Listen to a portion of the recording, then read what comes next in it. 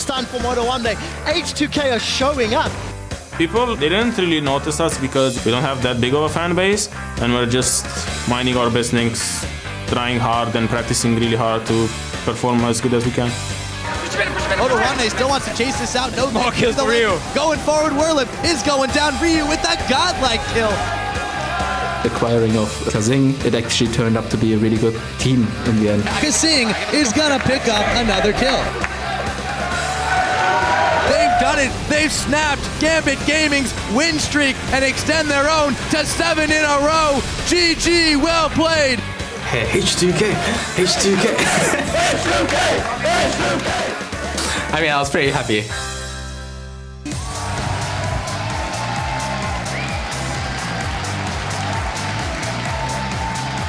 Hello and welcome back to the European League of Legends Championship Series. We're broadcasting to you live from our studio in Berlin, Germany, where just moments ago we saw the fans hyped up outside, getting ready to take their seat and enjoy all the action in the venue here today. Roccat is entering the building. They, of course, had their decisive victory yesterday versus the Unicorns of Love. Janko's looking happy and the coaching staff as well.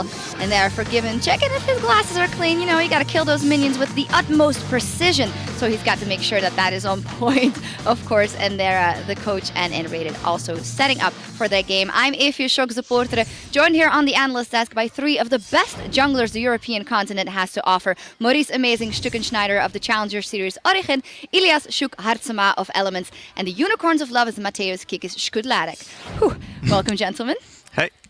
Very nice to have you guys. Well, with just 5 games left in the split for each team, let's take a look at the standings. SK Gaming is once again alone in the top spot after besting Fnatic yesterday, leaving their longtime rivals a game back in 2nd place, where they're tied with H2K.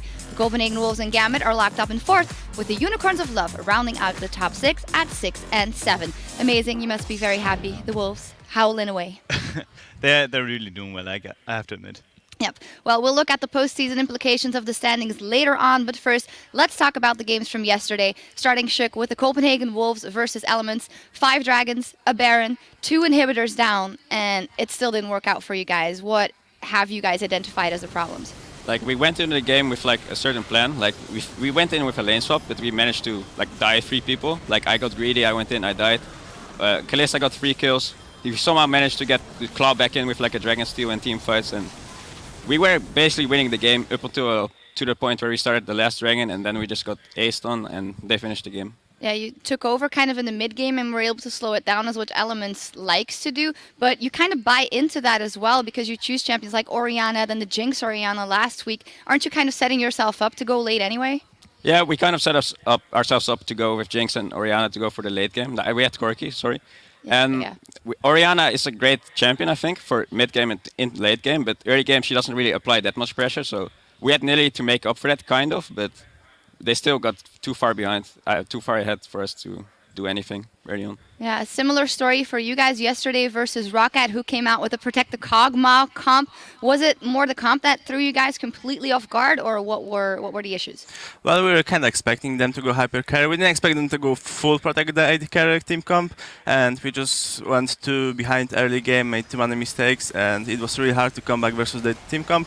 Even though we tried, it was like still we were too behind to do much. Yeah, in general, for the Unicorns of Love, Trevor actually said it yesterday, you guys are so hyped up by the fans, and I was also a believer, but now it seems like where it was before 1-1 and inconsistent, to me, yesterday's loss struck me as a heavier loss in that sense, and also this close to the playoffs. So what are you guys doing to make sure that you get that playoff spot? Well, yeah, this was like first game that we got just destroyed completely, so we really need to like get into our shape together and try our best to get to the playoffs, because we are like 6 now, I think, and it's really the other teams are really close to us, and we need some wins to protect our spot. Yeah, Shook, you of course have had a lot to deal with in the team, and Amazing can talk about this as well. The fact that as a jungler, you need to have the best synergy of everyone with anyone, and then all around you, things are changing. How has that affected your play? Like, it affects my play a lot. Like, I get new players every week, almost right now, and I think right now we're confident with the lineup. So basically now we just have to get used to each other, get that synergy going, and if we manage to go to playoffs, we have 1 more week to practice, and I think that's going to help us greatly. All right, well, now let's take a look at today's schedule. We're going to start in just a few minutes with a bout between Roccat and SK Gaming. Then Elements will have a rematch against the Unicorns of Love as they look to tie for the 6th place spot in the standings. And H2K will try to fend off the Copenhagen Wolves later in the day. Amazing H2K Copenhagen Wolves. I feel like it could be a shorter one if H2K does what they did yesterday, but the Wolves, they can stall. Man, I definitely hope it's going to be a shorter one. Yesterday's game was a bit too much, but it was really exciting for the Copenhagen Wolves, obviously beating Elements. But H2K has shown great poise and really great early game control, and I don't think they're going to let happen what Elements let happen yesterday, and therefore it's going to be a shorter one. All right, not going to let happen what happened to Elements yesterday. You guys are up against each other in the second game of the day. You guys are currently not in a playoff position, and you guys really want to hold on to it. Tell me kind of how you're going into that matchup, Kikis. Well, we so far won one versus every team that we played 2 times so far. So to hold our destiny of being the best middle pack team, we just need to win and secure 1-1 versus Elements because we lost the first game. Sure. We're gonna do our best. We want to make the playoffs. Like everyone had high expectations of us, and I still feel like if we get to playoffs, like a best of 5 system is gonna be great for us. So I'm looking forward to the match. Yeah, it definitely seems like you became more reasonable. Do you actually think that by now your expectations of your team and your own performance have been flattened down and actually became not more realistic but less high? Yeah, people expect less of us right now, but I still think people should be scared of us for a good reason because of the players we have. And if we play good, we play really good.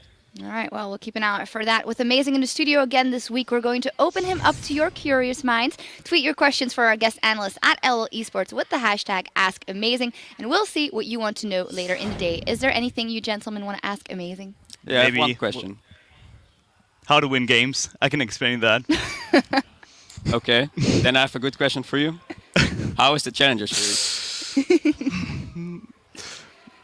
Well, you can answer because it's been going good. I'm not. I'm done. You're done? All right. I'm done. Well, Let's go on. way to break the atmosphere. No.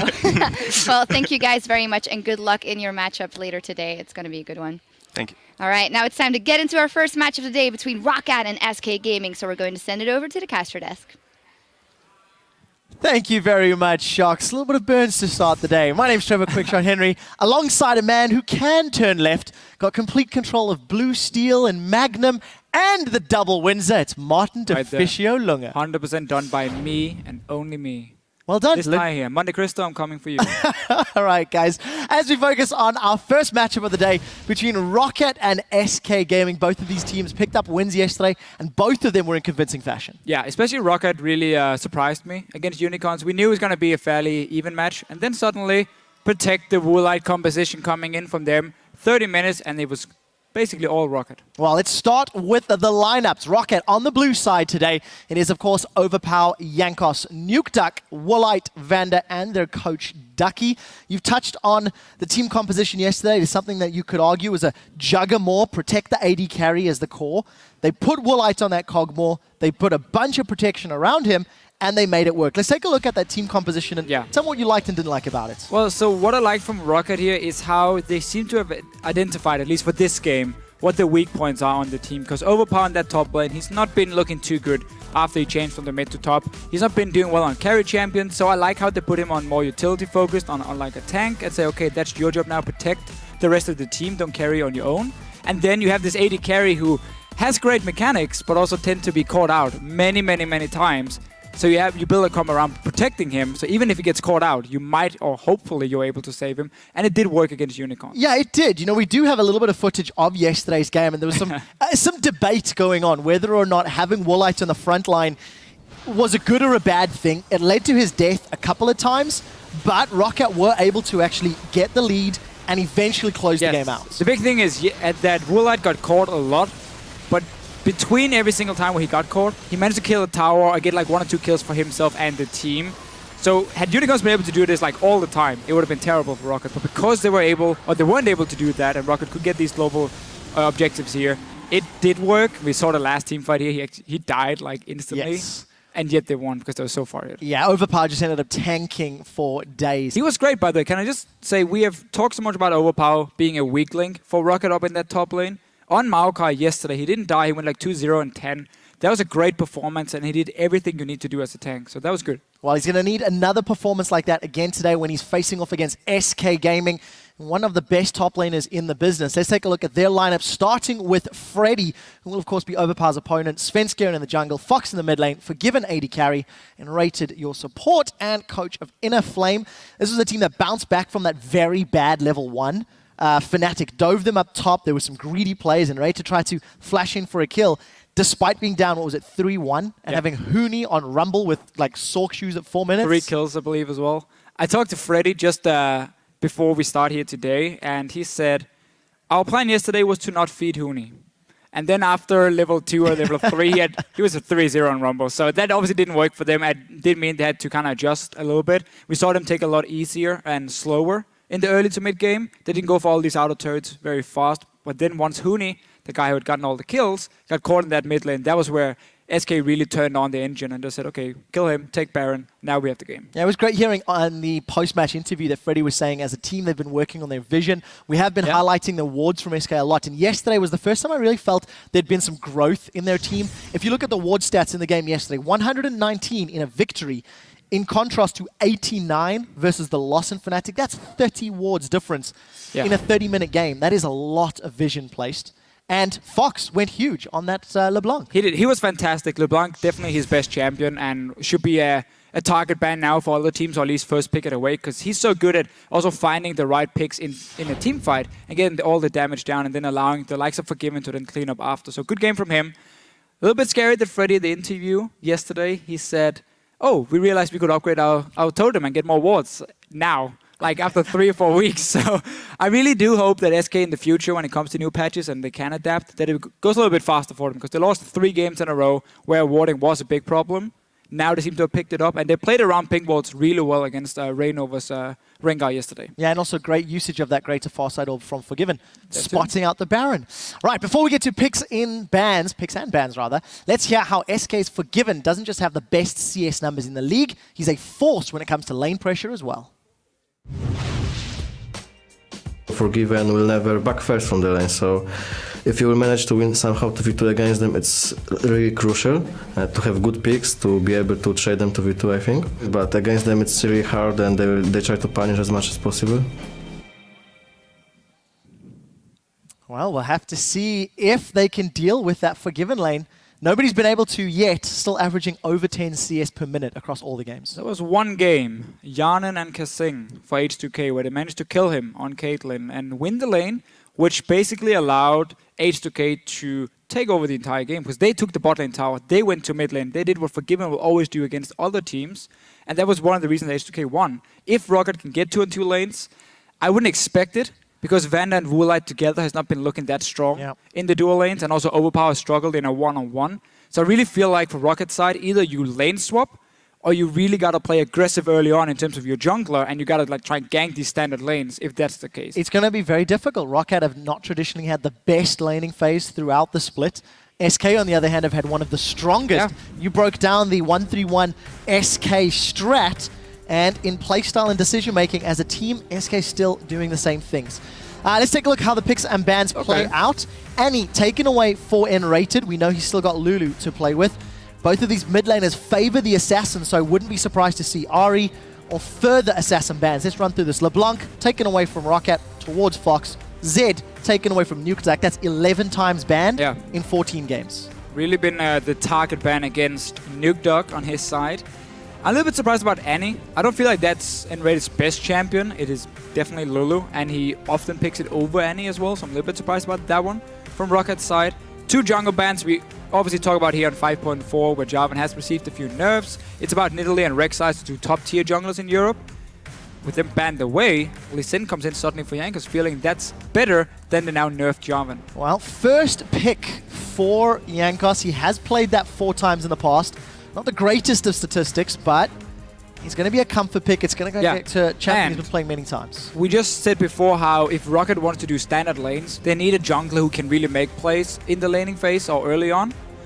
Lee Sin can do it, especially now that Jarvan has lost the armor on his E, so his early clear is a bit weaker, he's a bit more squishy in the skirmish. That's where Lee Sin can now get the upper hand, and that really allows Roccat now, if they want to get standard lanes, to play really aggressive around these SK players who you know will always push and look to fight you.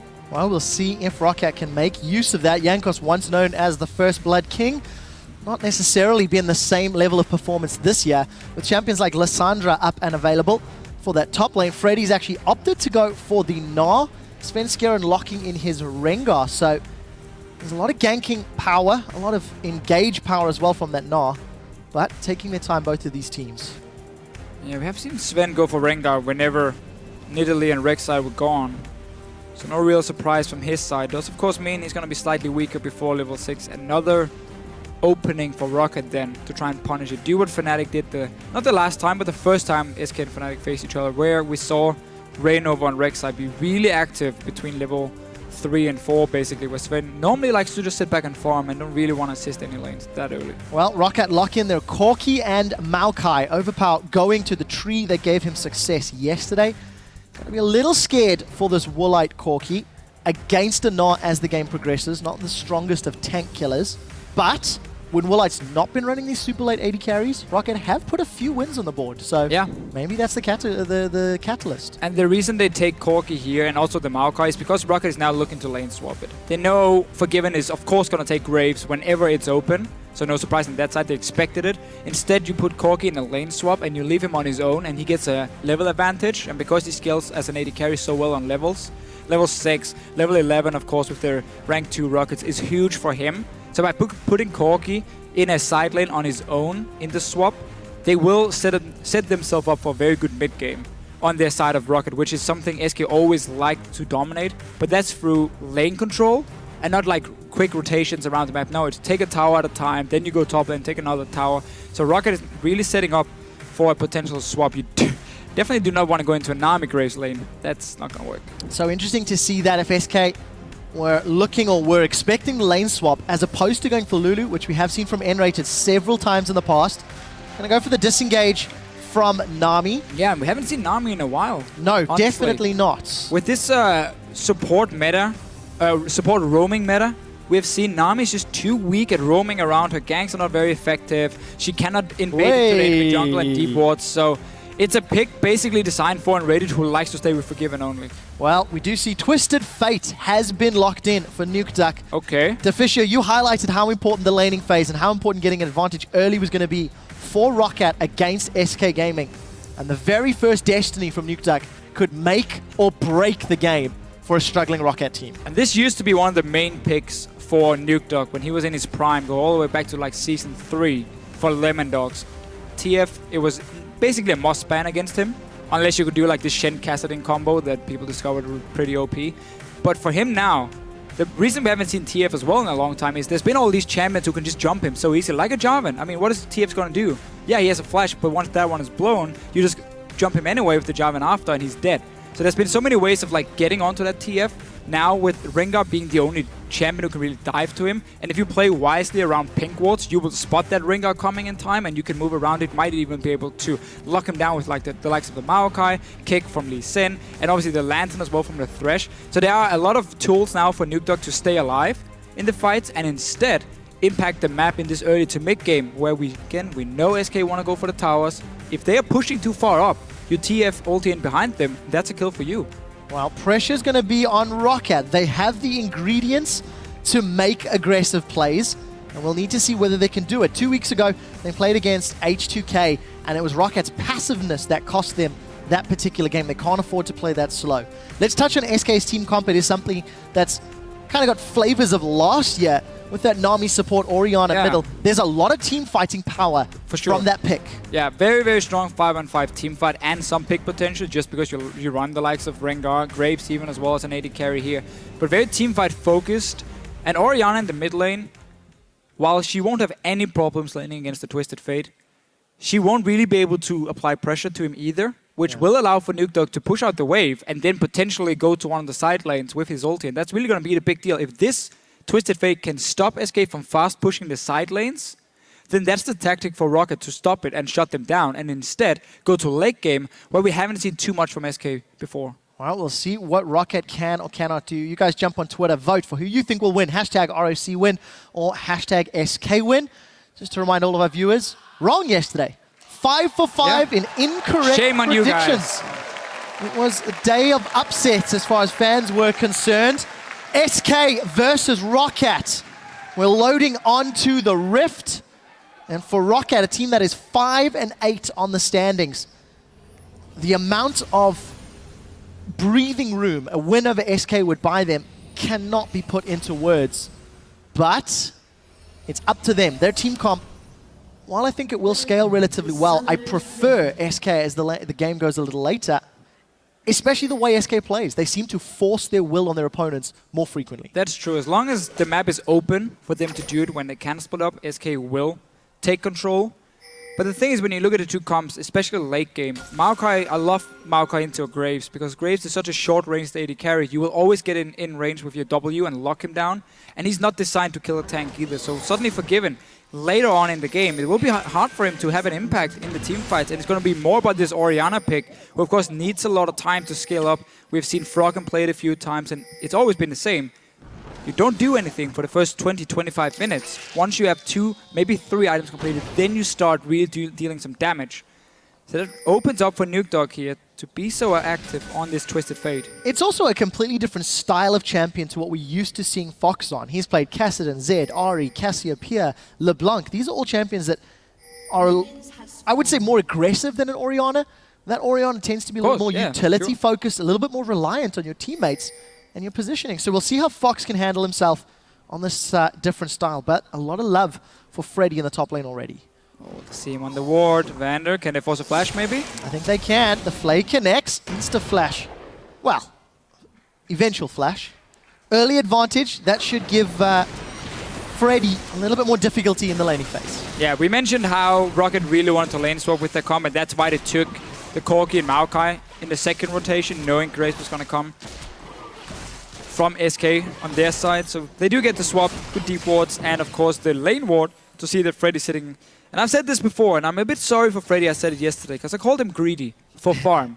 And he told me that his mom texted him after the game and said, "Stop being greedy, Freddy."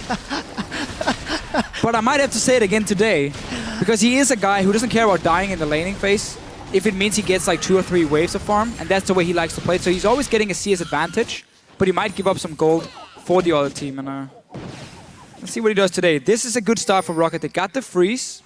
They're keeping 2 guys in the lane as well to zone Freddy away, because you know he always want to go for this farm. And this is one of the first times we see teams really trying to deny him. Fnatic yesterday tower dove them early. Did work out, but he kind of returned to the lane after a massive fight. In this case, they're just freezing him off at the moment. Well, Deficio, I hope you don't get Freddy in trouble with his mom for 2 days in a row. We'll see how he handles himself. 0 CS to his name yet. Vander doing a good job at keeping Freddy away, but Enrated's come to back him up. Just like we saw yesterday, the top laners were in trouble. He's touching the fact that Forgiven, solo in the bottom lane, not against anybody for the time being. Yankos is in his jungle. Buddy system with Overpower. They've been holding hands, clearing out the camps. And it's very good Enrated showed up in this top lane, because obviously there's nothing for him to do in the bottom lane. Forgiven is on his own, as you mentioned before. And it now allows Freddy to move in and get some farm, but he has no flash, remember, from before. And 4 guys from Roccat showing. Oh, Enrated flashes into the death sentence.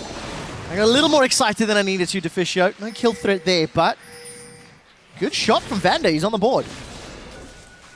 Concern for Roccat is you can't dive onto the 2 guys from SK when they're standing here. So they're doing the right call. Just send Overpower down to the bottom, and you know Forgiven is on his own, because you can see Enrated in the top lane, and obviously the jungle is not going to sit there randomly when you're teleporting to the tower. So Overpower went top first, sacrificed some farm to set up a potential gank. As soon as that failed, he went straight down to the bottom lane. So he should be able to stay even in terms of XP. We'll just be slightly behind in farm because Forgiven is fairly strong on this Graves and can zone him a little bit. Well, Woolite and Forgiven farming up well. Fox has already got himself an advantage in that middle lane. Nukeduck with those utility summoners. Down 15 CS at 5 minutes, before 5 minutes, which is quite a fair amount. You don't really want to get into auto-attack trades against an Orianna. That Orianna passive makes life very difficult, and you can see how defensive Nukeduck's playing. It's always been the thing with Twisted Fate. He never really won any lane matchups. He was more just very good at farming and very safe, because you can farm with your Q, you can stay far back, and you could even rotate your pick and card. And then once you go in for the last hit, if he wants to trade with you, you just pick the stun card, stun him, and you walk away. So you can always play the lane really safe and just wait for your ulti, and then you make plays on the other lanes instead of your own. But obviously he shouldn't fall this far behind. There's been a bad trade from Nukedog, or maybe missing some CS. We didn't get to see the mid lane because there was all the action on top. Well, we'll keep an eye on how it plays out from here on out. See what Nukeduck can do to pull himself back into it. I think a lot of Rockat's early game will hinge on Nukeduck's ability to impact the lanes. One thing we didn't touch on is just how good a Twisted Fate could be against SK, because if SK go back to a limited warding, heavily aggressive farm game, there's going to be a lot of opportunities for Nukeduck to get behind members of SK. SK like to push the waves over and over. It's probably the reason for the pick itself. First time we see, I've heard Nukeduck talk about Twisted Fate a lot, but he didn't want to pull it out because there were too many bad matchups for him in the like between the mid laner and jungler, because it was too easy with like double CC and lock him down. Rengar still needs double stick before you can see any ganks on the Twisted Fate. But what SK Game has done here, early on they sent in rated top lane to secure some farm and levels on Freddy. Now that they feel he's strong enough on his own, he's gone back to the bottom lane so they can start pushing in. This is what SK always like to do. Oh, and let's see, Nukeduck, but there's support coming in. Here's Jankos and Sven. Ignite is burning away. One more auto attack. That might be first blood. He got him. Nukeduck is down. Fox and Sven set their sights on Jankos. Fox, with the aid of the jungler, not even needed. One-on-one's Nukeduck. Yeah, and Nukeduck, he saved both his summoners here. Thought he was safe, or at least played it too aggressive. Didn't flash away. This is perfect for SK Game. You get a kill on Orianna, first of all. Normally we just see a sit and farm, and you got this bot lane tower like you want to do because you now swapped and rated back down, and Forgiven has been so strong on his own. So this is a perfect start now for SK. 20 CS advantage and a kill to Fox. Did not expect that for that lane matchup. Orianna versus TF. Thought it was going to be a lot more of a farm fest. But Nukeduck just very concerned if you look at that player camp. Not the most comfortable. So 7 minutes on the clock. SK have already got a tower and a kill to their name. Nearly 2,000 gold lead before they've even breached the 10-minute mark. This is not what Roccat were hoping for. And it's going to be difficult to come back. What SK is going to do now is going to go for the dragon, because you see the AD carry in the top lane. You know, obviously, he's not going to join, and you have a BF Sword Grave, so you're going to go straight and take the dragon now at this point, because you have all the pressure on the bottom lane. Once the dragon is dead, you're going to take your Graves and just swap into the top lane, because he's a lot stronger than the Corki at the moment. So if they lane one-on-one, Graves is going to win it and push in the lane over and over. And if Enrated joins as well suddenly you might be able to get pressure on that tower. So SK Gaming setting up for the dragon, so the last global objective is gone, and then they go back to pushing the lanes. Well, yesterday, SK Gaming took an 8-minute dragon against Fnatic, which eventually snowballed them into the lead to take 5 dragons and a Baron by the 35-minute mark. 32-minute mark, rather. SK demolished Fnatic yesterday. They're starting off actually even better than they did yesterday, because they weren't punished for the lane swap. Yes, Freddy gave up a flash, but there was no dive, there was no kill. Enrated responded to the pressure Roccat put down earlier than Enrated did yesterday against Fnatic. So even from a game yesterday to today, SK are showing some, some learning, some growth. They are, for sure. SK has really been adapting to kind of their own lane swap. And their own weaknesses. And didn't want to be too predictable in what they were doing, so they wanted to switch it up a little bit at least, and mix up especially how Enrated were moving in this swap. But basically what's gone wrong for Roccat was early on, they tried to deny farm for Freddy. That was fine. But as soon as they saw Enrated up top lane, Overpower should have recalled instantly and just gone to the bottom lane. And then him and maybe Jankos could have joined there, stopped this push from Forgiven and push him back on his own and defend that tower. But let's see here, red buff, 4 guys from SK. Oh, this is scary. Roccat yeah, Roccat is only 2 here. But you do see Overpass sitting with teleport, waiting in base. Waiting for the opportunity, but SK managed to secure the buff. No, no one saw that. Misclick, misclick. No one know the worst part? Yeah. He's just being a good teammate, and he's writing down the timer for red buff. So he's just writing R and then the time. But he forgets to click enter. But let's see here. Dive on the top lane. Well, let's take a look. Gold card is primed, and Rated's the target. And he's popped before the auto attack can land. Roccat on the board of the first kill. It goes to Jankos. Roccat will commit to the tower, and they will secure this one. So first use of Destiny, success. Yeah. However, no assist for Nukeduck. I'm surprised, though, that Forgiven went back to the bottom lane after taking the dragon. Normally, he would have gone straight to the top lane and then had this 2-on-2 lane where he was the Graves Nami into the Corgi and Thresh, and then they wouldn't have been pushed all the way down here and had at least a stronger lane set up. Instead, SK, they kept Freddy up here. It was still a 4 versus 2, so they would most likely died anyway. But there was a change. Now Forgiven is coming to that lane, so maybe he was too smart, saying, I'm waiting for this tier voltage to be gone, then I go top lane and I start pushing it in. That's probably not the case, but We can think. Give the benefit of the doubt. It is God-given after all. Well, arguably, actually, you know what? Definitively the strongest AD carry in Give Europe. him the almighty. Yeah, definitively. Consistently performing. We'll see SK securing their second tower of the game. So yes, they did give up a kill top, but they will respond. Oh, tower still lives. Somebody needs to give that a gentle love tap. There Happy. it is. It happens. I hate saying it's going to go down and then it doesn't go down. Oh, Trevor. I know. So harsh. It's true though. Poor SK. Had it all under control. They did. Given it a little bit of swag points. Walking into tank one more shot. So 16k gold to 15k. This has really gone all wrong for Roccat. Tell me why. Well, again, we've talked about it a few times how they didn't respond fast enough to go back to go down to the bottom lane with Overpower to have the one-on-one lane against Forgiven and potentially even send the likes of Jankos down or Vander if you want to leave your Corki on his own, because that's why you pick the Corki, so he gets that level advantage. Then you just put Vander and Overpower in the bottom lane once you see him ready to go top, or once he leaves the top lane, and you stop that push from happening and you defend your tower.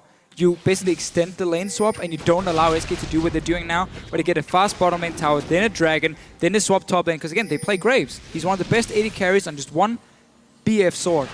And you won't be able to duel him, and that's why he can keep pushing down all these lanes. Oh, Jankos is desperately trying to get onto this Bramble back, but SK Gaming not letting it go uncontested. Jankos didn't really have the support. He's decided not to run the risk. We did see Enrated and Svenskeren hanging around. Fisher, while you're right, the team decision and the reaction from Roccat hasn't been great. I want to give some praise to Fox. Yesterday, he 1v1'd Febivin. Yes, it was a fairly favorable matchup with that LeBlanc into Ezreal. Today, he basically 1v1'd Nukeduck. Roccat still with the fan vote. It is close, though. 52% to 48%. And SK get, what was it, about 50% of that tower HP? Yeah. Forcing middle. So, just like dominoes. Bottom, top, middle. SK... Always the same. Traditional, heavy, aggressive laning. Yeah, always pushing these lanes one by one.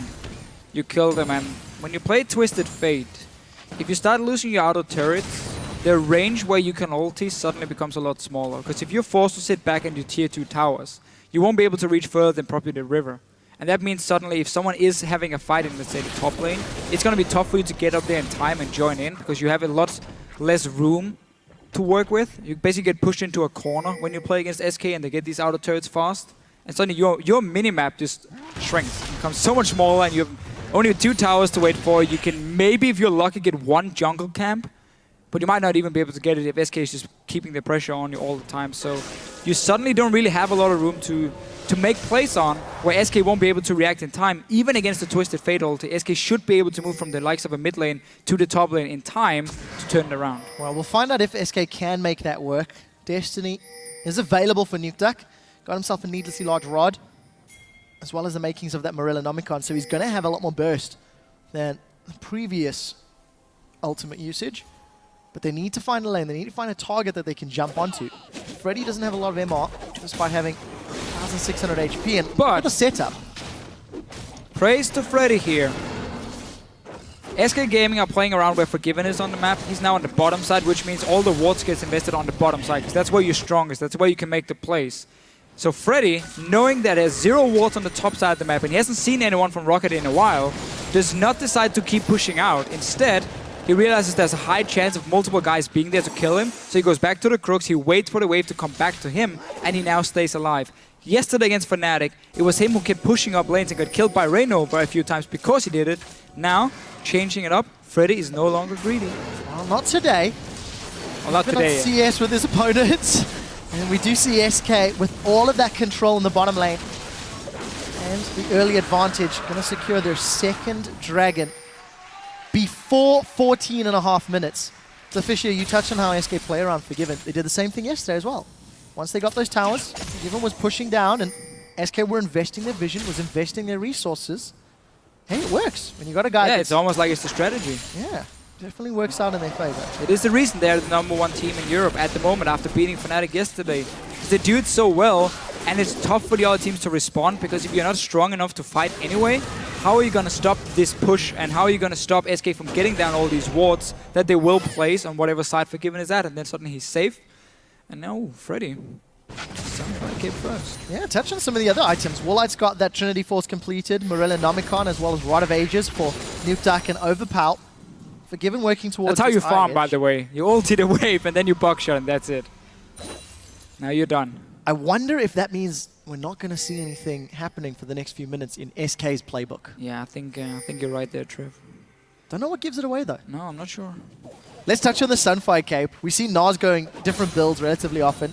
No real AP threat in his lane, so no Hex Drinker today. But I know we have split feelings sometimes when it comes to Sunfire versus Randuin's. So it very much depends on what you want to do. If you want to just sit in a lane and split push, Sunfire is fine because it gives you that extra wave clear or fast pushing ability. But if you want a team fight, then Randuin is in nearly every case going to be better for you. But in this situation, Freddy is looking to split push against this Maokai who won't be able to do too much. Sven, on the other hand, he's not looking to split push, he's looking to kill someone in the bottom lane. And Yanko's waiting as well. Well, nobody's engaged yet. But I love the idea of a Rengar being sped up by a tidal wave and the potential of Orianna Dissonance in there. There's a lot of enablers to get Svenskeren onto a target quickly, and I particularly like the synergy with that Nami. Get knocked up by the tower, get knocked up by the bubble. SK can, work together. They can really lock down somebody for an extended period of time. This was a pretty good play by Roccat, though. They had Nukeduck, first of all, show himself, or will move out of the mid lane at first and down towards the bottom side of the map, so there was the risk of him ganking down to the bottom lane. And then they sent 3 guys down to push the towers, so there was a high chance of 4 members being there instantly. And SK knew, okay, we can't do anything, we can't fight, we need to just back away and let them take this tower, because we're not in a position to respond in a 4-on-4. Obviously, with the 2 teleports ready as well, it could have been a 5 versus 4. So they simply just made a play around the ulti from Nukeduck. He still has that mid lane tower being alive, so he can stay around the mid lane for himself. And that was just a good play to make it 2-on-2 in terms of towers, and very even in gold as well. Well, Nukeduck does get his hands on that blue buff after SK tried to contest. I'm glad you actually say Roccat did well, because considering how the lane swap didn't work in their favor and just how much pressure Nukeduck was under, the team has evened out the goal difference. They've evened out the tower score. They do have a kill on their board, and SK is still unable to take that middle tower.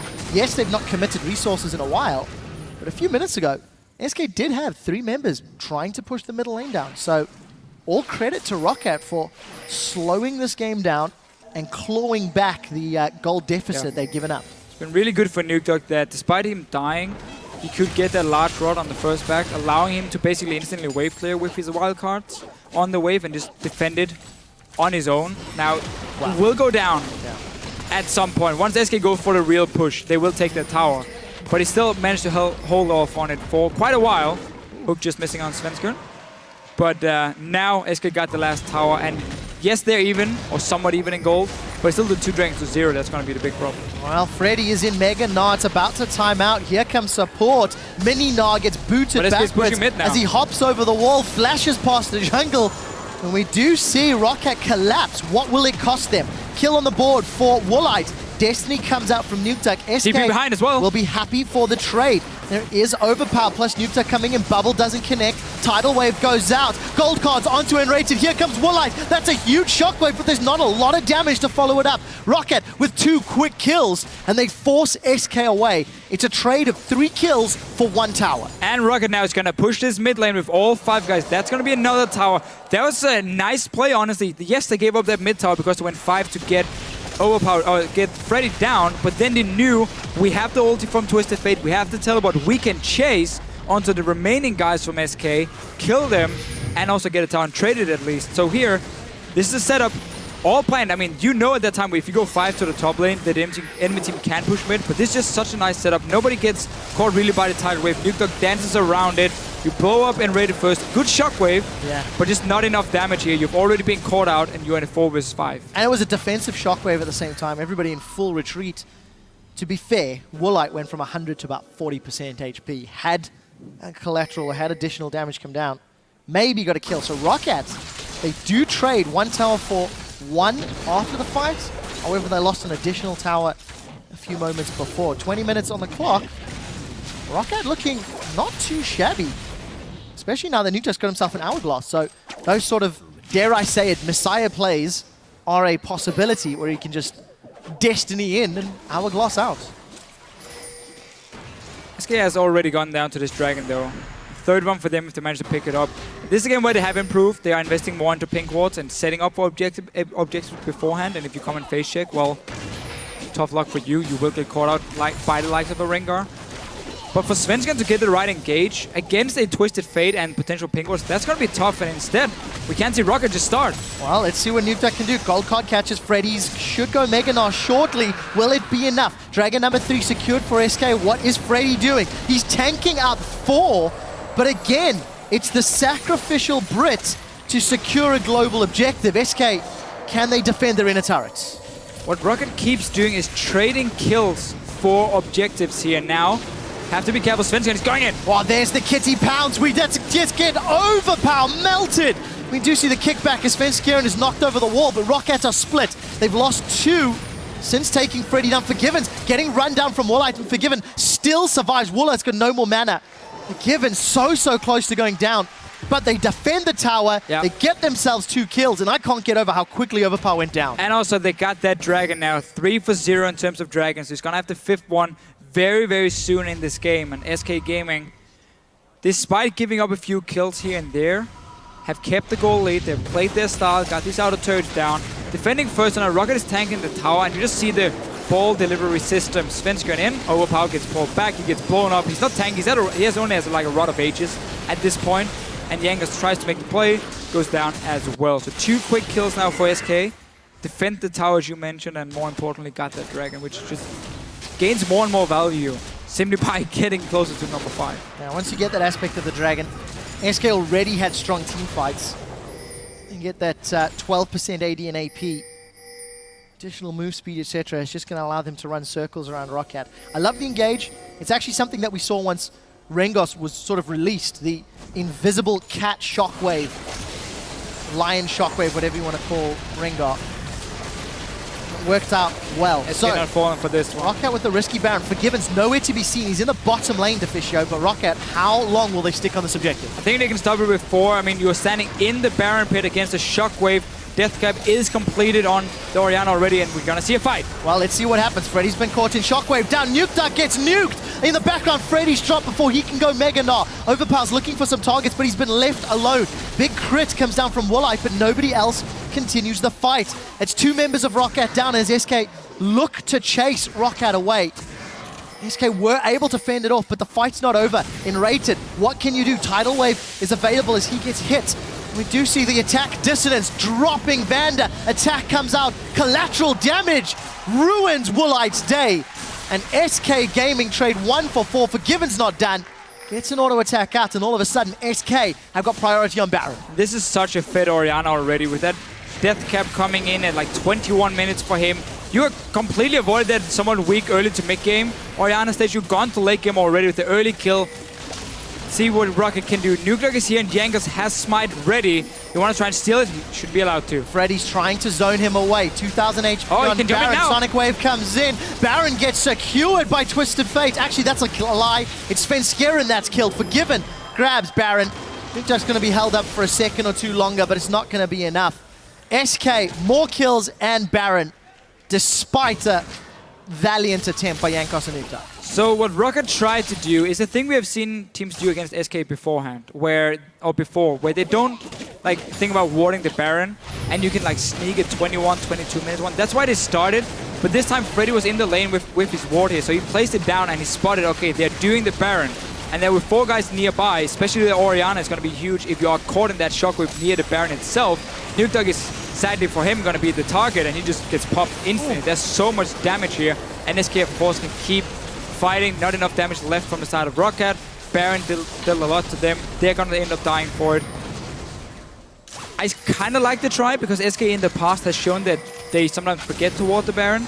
But as soon as they saw the ward being popped down by Freddy, they should have backed away from Rockat's side. Yeah, I really agree with you, Deficio. For Roccat, they have a team composition that actually needs to make plays, and we touched on how we felt Roccat needed to play more aggressively than they have in the past. Maybe not the strongest of decisions, that Baron, but they did at least try to make it work, and unfortunately were punished. So Roccat now once again defending, playing from behind. It's a massive lead that they've got to climb through this time. 5,000 gold. And 3 members of SK with that Baron buff. SK, let's see if they can take more of those inner turrets. Well, more dragons should be the main objective here for SK. Especially because once the next one is picked up, you got even the more damage to minions and monsters, which means the next Baron coming is gonna go down even faster for the likes of SK. And they shouldn't give up the lead they have now. It's been fairly close. Roccat has made some good moves to really keep it even in gold. But then we saw this Baron. I just don't know why they didn't disengage from it. Once they saw the ward, they knew they were spotted. Yes, Forgiven was in the bottom lane. But still 4 guys this early is going to stop you. Well, we'd have to listen into Mike Check and find out what the team's communication was like. 40 seconds before the next dragon spawns. Making use of that Baron buff, you can see SK getting some deep vision in Rockat's jungle. Making sure they are well informed for the next dragon attempt. And also sieging up that inner turret. There's a little bit of tankiness on Overpower, finding out that Frozen Heart completed. But Roccat need to really burst someone down quickly or get caught out in a 5v5. Yeah, and it's fine that Overpower has a lot of armor. He's going in and can they get it? Well, Fox is caught out. Fox has flayed back. That's a fairly easy kill for Roccat. What more can they take? Destiny channeled. Gate followed. Nice double bubble from Enrated. Throws Roccat up. That means Trouble is Enrated goes down as well. That's a double kill for Nukeduck. They turn to Svenskeren, but he shouldn't be able to get away. I lied as he flashes over the wall after leaping onto a Krug. Roccat get 3 quick kills. Potential on Dragon, but somebody needs to deal with Freddy. They got it. Nukeduck can defend. Just go to this Dragon. Don't allow SK to pick it up. They shouldn't be able to. Perfect play by Roccat here. You engage onto the fed target. You shut him down instantly. Obviously no Outlast yet on this Orianna, so you get that 1 kill. And because SK were playing around towers instead of just securing this 4th Dragon, saying, okay, we're just going to wait for it to spawn, then we pick it up, then we look to go further on the map, then Roccat gets everything. That was jackpot for them. Yeah, it really was. All of that CC chained onto Fox.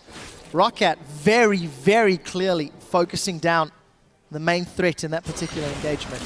They're going to need Flash again, though, on Overpower before they can do it, because otherwise he will never be able to just walk in range. There's no Righteous Glory, there's no Talisman to speed him up.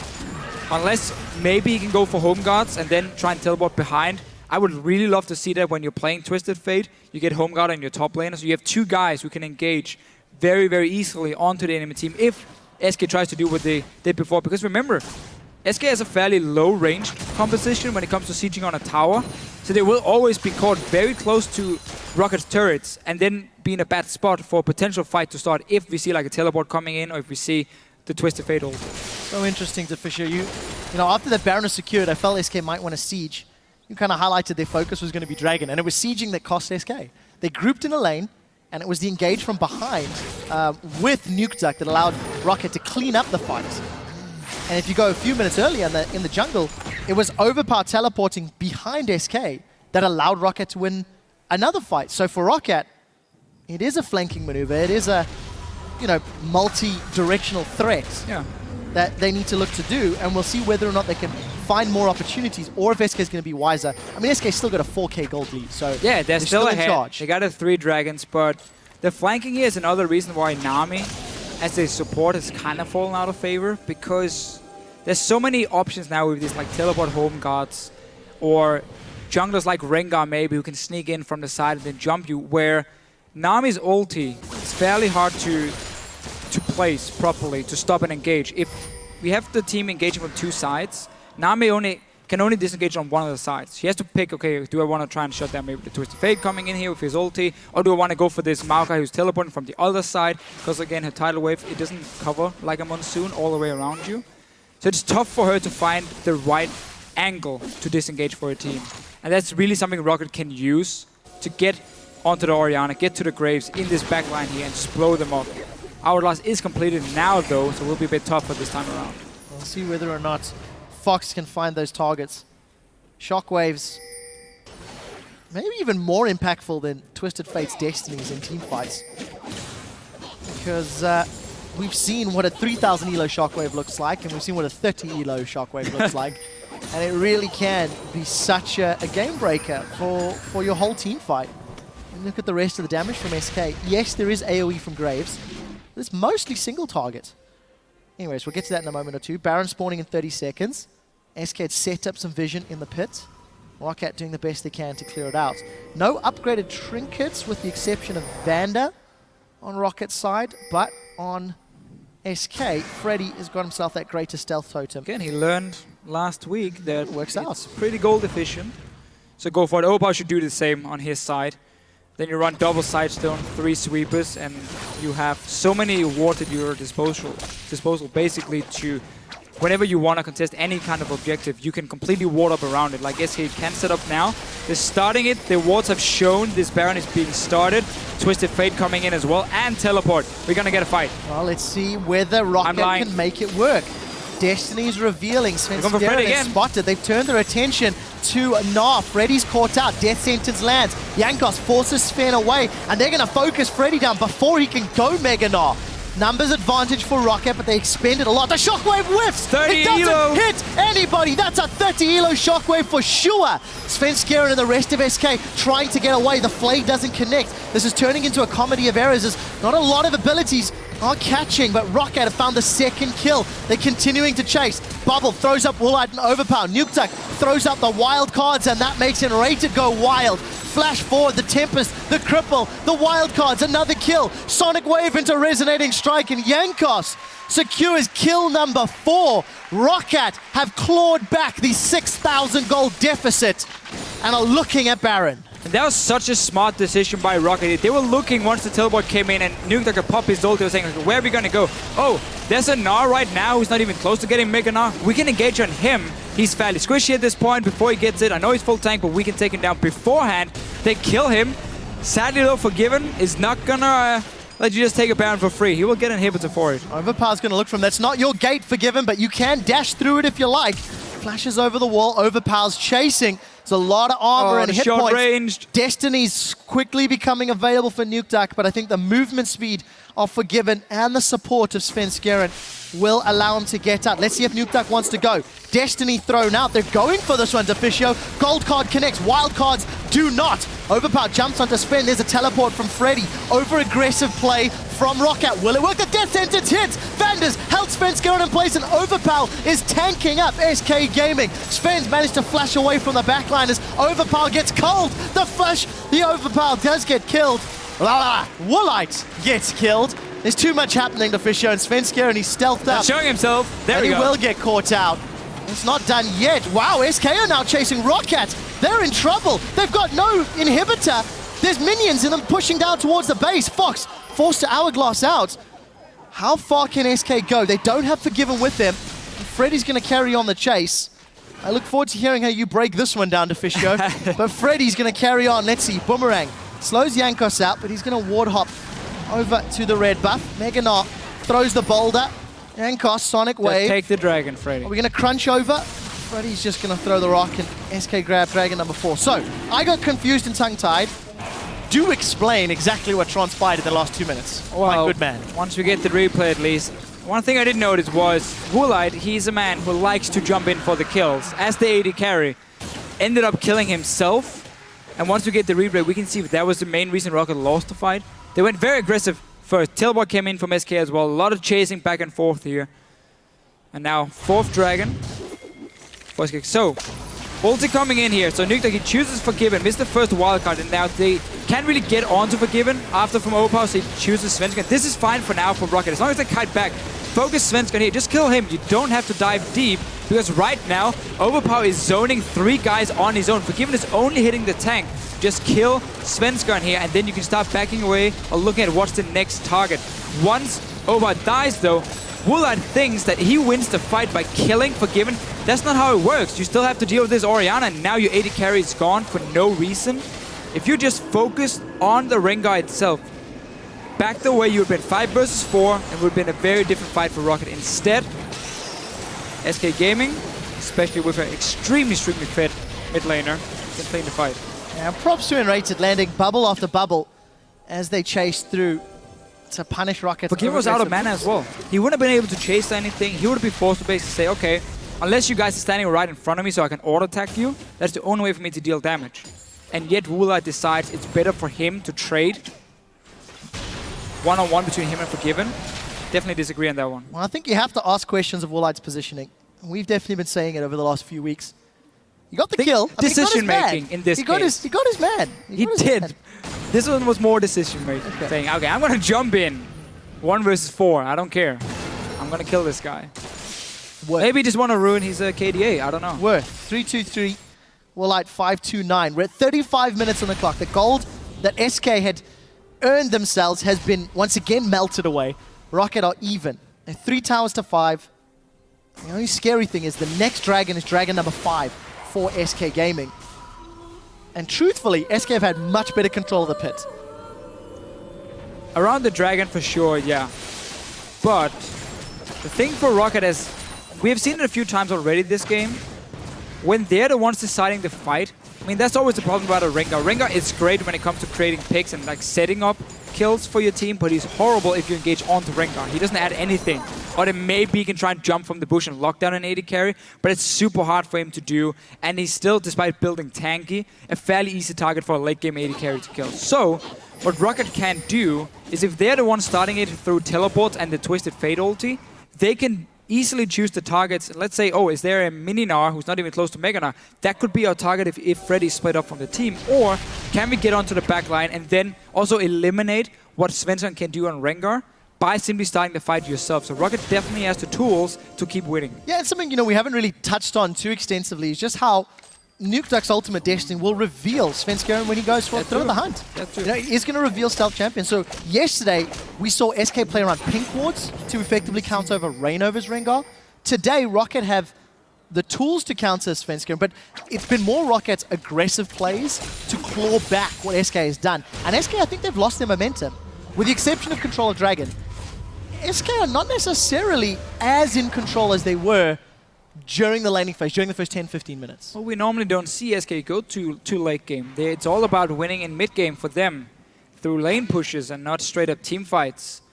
But we'll have to in this game, and we mentioned how Twisted Fate ulti can spot the Rengar, the counter. It's called Banshee's Veil. It's now been picked up by Svenskeren. It will basically block the ulti from Twisted Fate so you don't get vision on Rengar himself. Then pop the Banshees. So that is going to be the answer for Svenskeren if he's the guy looking to start the fight.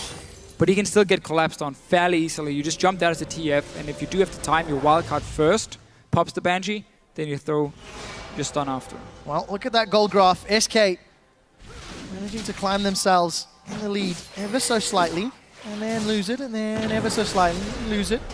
As it stands, there's only an 800 difference. So Roccat, this is Roccat from the beginning of the split, where they would dig deep, where they would drag games out. And interestingly, if Roccat managed to secure 22 kills, it'll actually be the most kills they've secured in a single game for the entire year. Says a lot about the Roccat playstyle we've seen this year. And I mean, it's no secret for the Roccat players either when you talk to them and like their opinions of what's been going on. They're not happy. They expected a lot more when this team was created, and when Overpower moved to the top lane, they thought it was going to be a great move. He could be good in terms of team teleports and, of course, his shot calling or added shot calling to the team. And then you put in, there's basically the rookie of the split in Woolite, an AD carry with good mechanics who looked fairly solid on the Copenhagen Wolves. And then Nukeduck, this guy who was fantastic when he played for Limlox back in Season 3. So on paper, it looked good. But it's simply not been working for them. There's been too many problems in terms of, honestly, shot calling and players underperforming. Yep. From the mid laner to the AD carry to the top laner, it doesn't matter. They have been underperforming overall if you look at the entire split. And you look at a team like SK, the odd games where Forgiven doesn't necessarily deliver, Fox has picked up the slack. Svenskeren has picked up the slack. You know, SK is a contrast where when a team does have some struggles, somebody else will carry it. Unfortunately for Roccat, they haven't found that synergy, but this might be the week. Remember, Roccat sitting out of a playoff spot. They're 5-8 in this game, and they're playing against the league leaders, SK.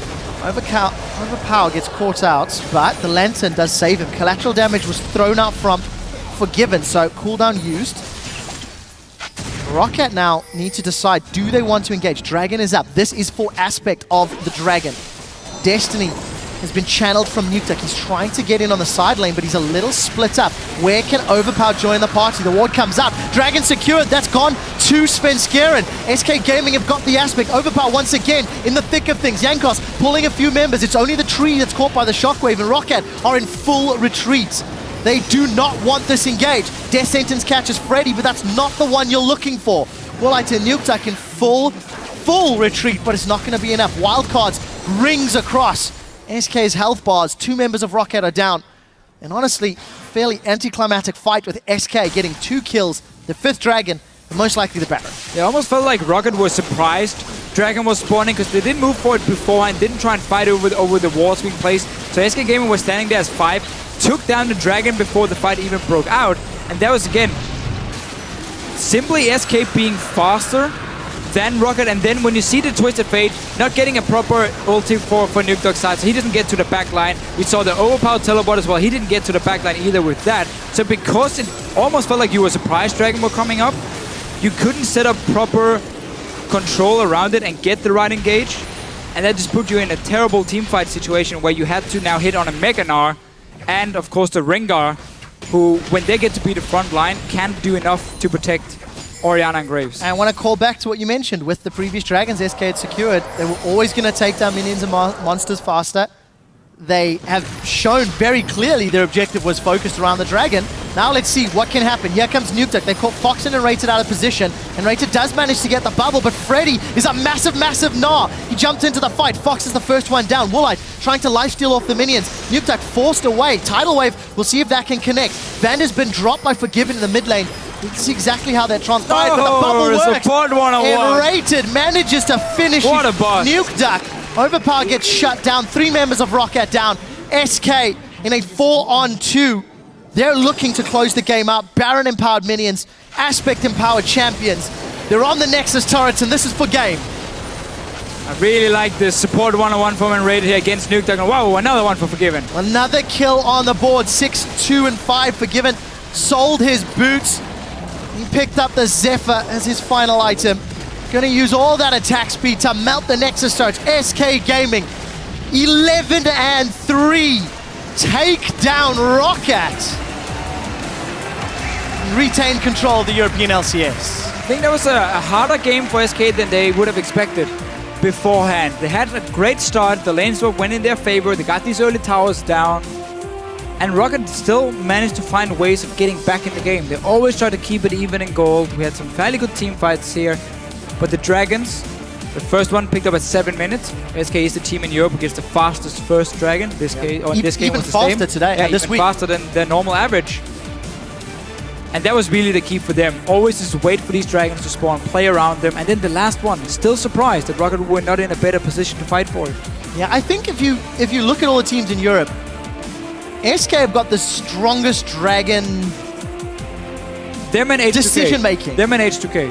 When it comes to playing around Dragons. In the last few weeks, I'd agree with H2K, but you know, over the entire split, right? SK play very safely. When Dragons aren't available, they win through other means. But this is the third game that I can think of where SK have actually gone for the 5 Dragon to use it to allow them to take down the Nexus.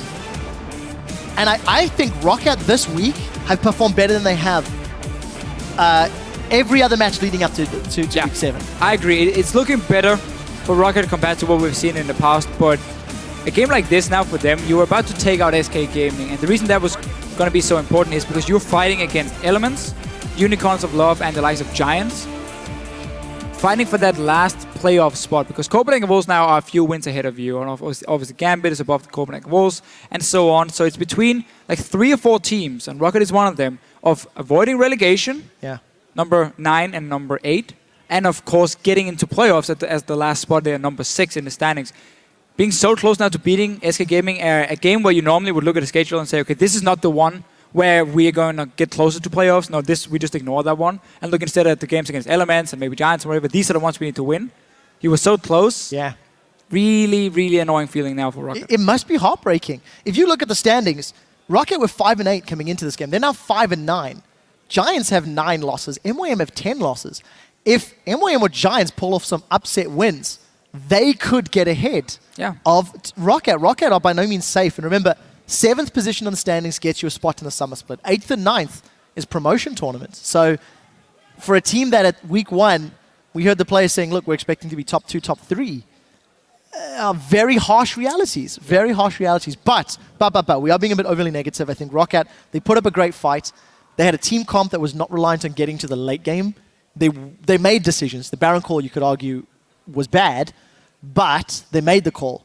Even just last week against H2K, they weren't making calls. So it's good to see growth. It's good to see development. However, it has come very late. There's not a lot of room left. No, and that's the problem, really. Yes, you can get better and better, but unless you suddenly get to a point where you win every single game, it might be too late for you. And that's another thing as a player, because you're always looking at the standings. You're always looking at what's our next goal here. When you suddenly realize you have so few games left and you then lose like this, now against SK where you were fairly close, that's really where you start losing, belief and trust in yourself and, can we make playoffs at all?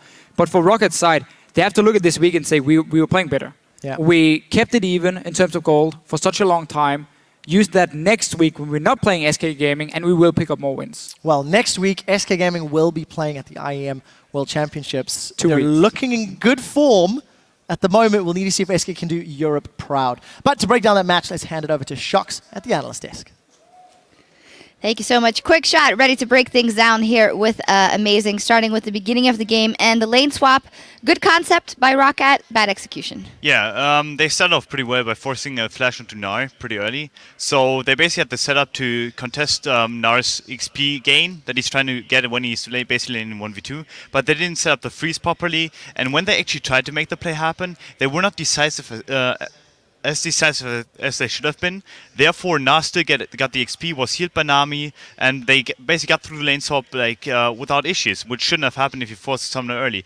And Forgiven was able to free farm bottom. They didn't catch the wave early enough, which should have happened too, because Marka had TP, could have even walked bottom, then keep his TP priority for a potential top gank, top dive, whatever it is, which they did in the end, but it was way too late, and they should have made those plays happen earlier, and they missed those opportunities. You said also that you're generally just not a fan of the XP sharing in the top lane. Was that a fault by SK, and were they actually lucky that Roccat didn't capitalize on it? I'm not a fan of that, because I think if you're basically 2v2 laning with your top laner and support, you're basically setting yourself up for an XP deprived top laner, even though he could potentially even get XP in the 1v2, which he got earlier.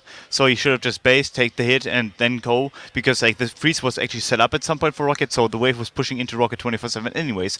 So Nami being top didn't help as much, but the concept worked because Roccat was unable to punish it, and they did a good job in the end. There's two things we can always count on. Forgiven was getting farm, and SK was getting dragons. Yet Roccat in the skirmishes mid-game did come out on top, even though SK with that Orianna had a very good team kind of comp. Yeah, the thing is that SK played pretty greedy. So did Roccat at times, and that's why they got punished pretty hard. But the initial fight, which basically got Roccat ahead for a short term, was that they greedy dump it in after Freddy already got caught top. You have to make the sacrifice. If someone gets caught, you cannot go aggressive versus a double TP, which they had in TF and in Maokai. They both TP'd basically behind them and allowed for a chase, which SK should have seen coming. But vice versa, Roccat returned the favor and did the same mistake in mid, where they just overextend, walk into the turn more or less without any mins with them, and basically get shockwaved and die there. You said it turned into a game of greed, and we actually have two replays to exemplify that. Let's get the first one up on the screen. They're both around Baron, as that was instrumental in this game. Talk us through this one. Yeah, basically, Roccat just randomly starting Drake, Nash, I mean. They saw Forgiven bottom, hence they went for the play, but the thing is that you can't do that in versus strong 4v4 or 4v5, which SK has as long as they stay as a ball. What SK wants to do is basically have Fox get in rotations out, have Svenska to see someone, and ready to see someone, and then basically get the burst, the QW of Orianna, then they get the proper shockwave, which SK was able to do because they were never contested in their ball, which happens as soon as the enemy team basically groups up for an objective and doesn't try to flank you. And SK is basically chasing Roccat down and allows themselves for early kills. The Orianna that are flashing forward to get the auto attack off and the kill, very different from the Orianna we saw yesterday. Yeah, definitely. I think Fox, what he did this game was really insane. I think we'll have another replay later on, or maybe not, but he even put the Orianna ult on himself and flashed into an AD carry, which is just crazy. Like, that guy must be Korean or something, but I've literally not seen that in the US yet so far, and that was pretty crazy. This is actually the second replay I wanted to show. That is second replay. So this again, agreed from SK in this case, where what they basically do, they put themselves into a situation where they were at Nash and they didn't respect that Gnar could be collapsed upon before his passive procs, because like TF is able to TP on him and they can basically collapse him and one-shot him. So Roccat is able to one-shot the Gnar and allows themselves for another chase, which sets up for 2 kills now. I think they're gonna get a third. Yeah, in a fourth basically on Fox with the E-Flash of Jankos, which is also mechanically well executed. And that's basically it. It was a game of greed, and in the end, SK's greed was lesser than Rocket's. Definitely not Korean because he whiffed the shockwave there. No, but not taking anything away from Fox. He actually has played very good yesterday as well, and really stepping up in that carry role. And just in this game as well, there was this crucial moment when Roccat was back even, and then Forgiven found a way to get the inhibitor down. And I think that's what set SK up also for later, because they knew they would always have that entrance into the base. Yeah, what SK is really good at doing is basically like using the bust or like the changes of the Season 5 patch. That is like the inhib giving you, as soon as you have one down, then basically like having stronger minions, etc. Like, and basically setting up for it, and the Drake itself and the Nash itself, like, which like as soon as they get a neutral objective, like let's say the 5th Drake, they will snowball that really, really hard. And the same applies for Inhibitor being down, and the same applies for Nash being down. And I think that is crazy to see, and it's one of the only teams that actually abuses that to that standpoint. The only other team competing at that level, and with the objectives coming into Season 5, is actually H2K in the US, I think, and it's pretty great to see. Yeah, it is fantastic to see. One last thing about Roccat, because I do think that they played a solid game here, even though it didn't go in their favor, and it's starting to look a little bit more like the Roccat we expect. Yeah, yeah. I mean, I'm almost a fan. I've always been a vocal fan of Roccat, because I think when I see that players, I see roster, I see potential. Like we abuse that word, I abuse that word, maybe CLG has abused that word, obviously. But Roccat is supposed to win. They're always in the game to a certain extent, but they make 1 or 2 bad calls and it just snowballs from there. And I don't know what the issue is. I don't know where it comes from, where it stems from, and if the coaches are unable to identify it, I can't identify it either. But they have to find that something that basically makes it happen. And if they're not able to do that, like, they deserve to be where they are right now. Yep, and if they want to find it, they'll have to do it very quickly with the season, the split almost ending. Now, coming up in just a few minutes, Elements will chase the Unicorns of Love in the standings as they try to close in on a seat at the spring playoffs. And as Krepo himself said just moments ago, it's time to do or die, so stay with us. Our first matchup of the day between Roccat and SK Gaming. Both of these teams picked up wins yesterday, and both of them were in convincing fashion. Tidal Wave goes out. Gold cards onto Enrated. Here comes Woolite. That's a huge shockwave, but there's not a lot of damage to follow it up. Kill Ori, kill Ori, kill Ori. Yes. Keep fighting, guys. Keep fighting. I got ult. I got ult. Go, go, go, go. Graves. I got Rengar. Coming for Rengar. Taking Lantern. Rengar. Nice, guys! The death sentence hits! Vander's Health Sven's going in place, and Overpow is tanking up SK Gaming. Sven's managed to flash away from the backline. SK Gaming have got the aspect. Overpow once again in the thick of things. Jankos pulling a few members. It's only the tree that's caught by the shockwave.